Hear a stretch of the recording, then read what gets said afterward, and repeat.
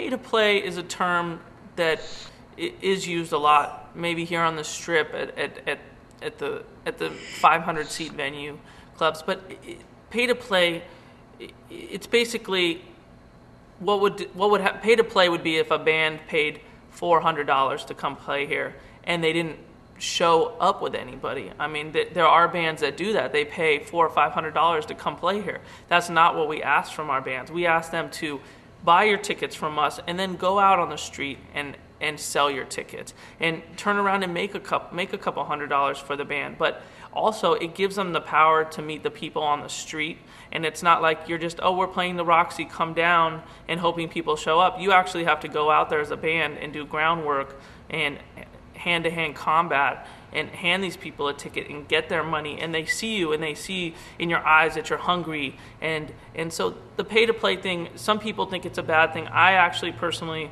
think it's a way to encourage bands to not be lazy, to not just say, here's a flyer, come see us, but actually do some work to make sure that person's coming down. And all the great bands, I mean, we really didn't start pay-to-play or pre-sale tickets, is what we call them here, until about the early 90s.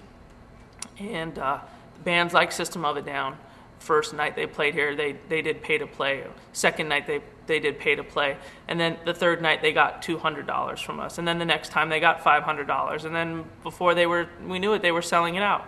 And all the bands that came after the 90s, they all did that. And I think it's part of the reason that all those bands, Incubus, System, Phantom Planet, they have such a street level credibility, and that's because they started right there on the street. The bigger bands we have a national booker here. We have a local, two local. Well, we have a local, a semi-local, and a national. And the local booker deals with getting the packages from the kids every day, going through them, listening to it. The next level booker really is getting a vibe of what's the next band that's kind of coming up on the local level. And then the national, Nikki, she what's the hot band?